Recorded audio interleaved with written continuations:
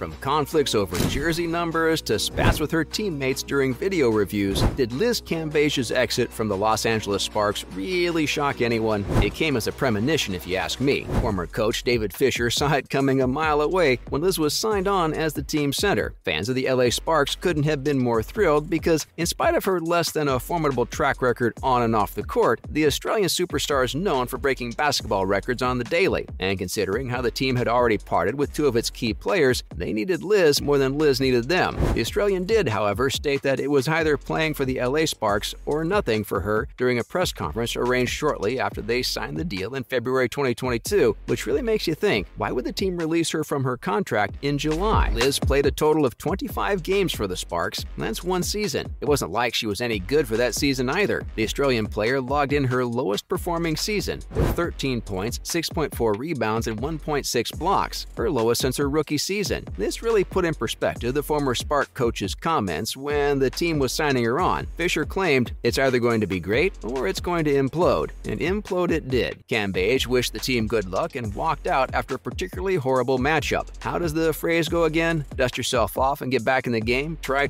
again? Third time's the charm? Basically, if Liz wanted to look for any motivation to stay, she would have found it, besides a plethora of motivational quotes to keep her spirits high. She could have stayed if she had considered the very real possibility that her career in the WNBA would end if she parted ways with the Sparks. This isn't coming from me as someone who found her overly problematic. Can you blame me? She made some pretty offhanded comments against Nigerian players during the 2021 Tokyo Olympics, but I digress. Liz. I never had growing up.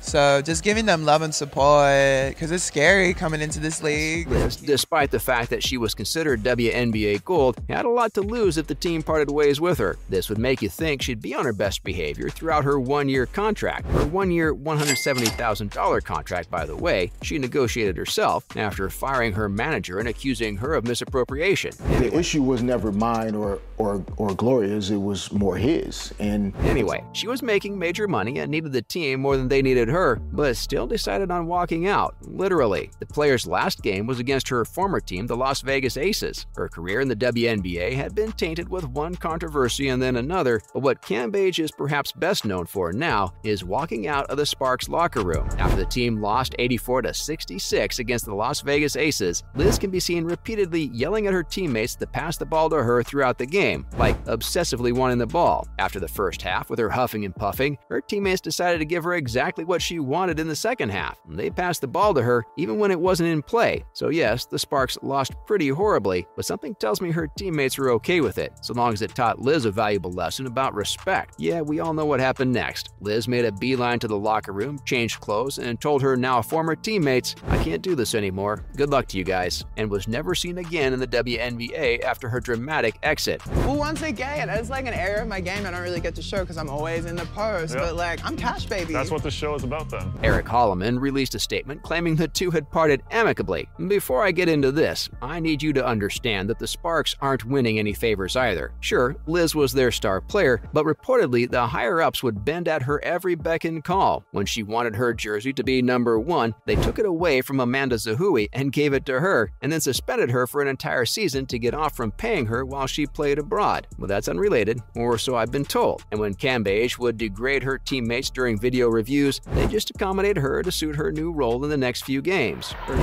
Smiles everywhere and sportsmanship.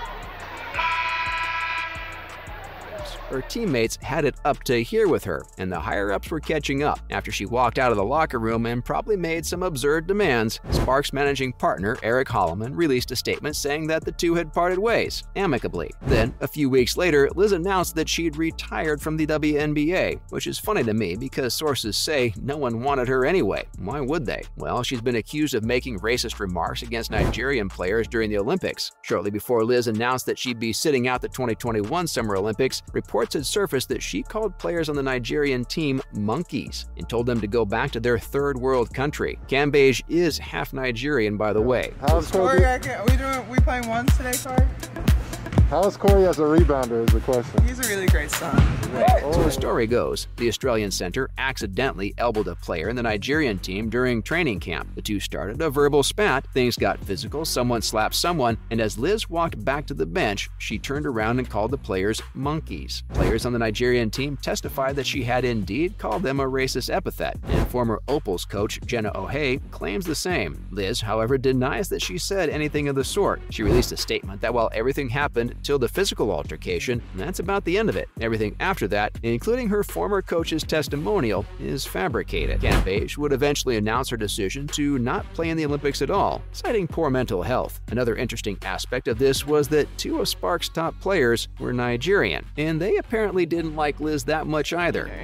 We're looking after ourselves so we can be the best, and it's just thousands of selfish people. In the spirit of Liz Cambage and her problematic behavior, I'd like to remind everyone how her first stint in the WNBA with the Tulsa Shock was marked with her saying that she didn't want to play for Tulsa and then switching over to playing in China, but then not playing there either, and then eventually playing for the Las Vegas Aces before switching over to the Sparks after making comments about Nigerian players at the Olympics.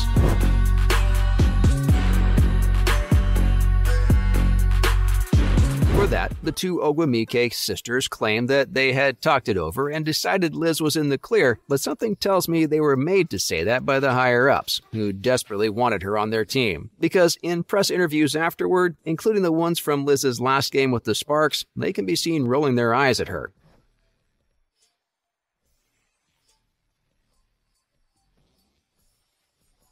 So suffice it to say, Liz won't be missed. But what's she been up to since? Well, switching over from basketball, when you're a pretty coveted basketball player, can be a pretty challenging career switch. We're talking about a 4-time WNBA All-Star after all.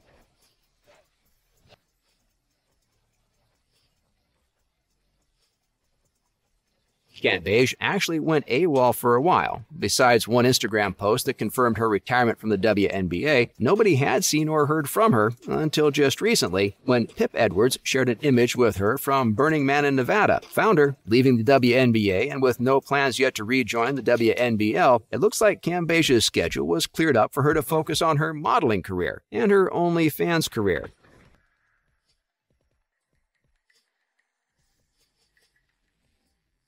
So yes, she's been keeping busy, and that's about all on Liz Cambage and her dramatic exit from the WNBA. And as one fan stated, I'm going to miss her. For whatever it was, she was pretty entertaining. Rightfully said. See you in the next video.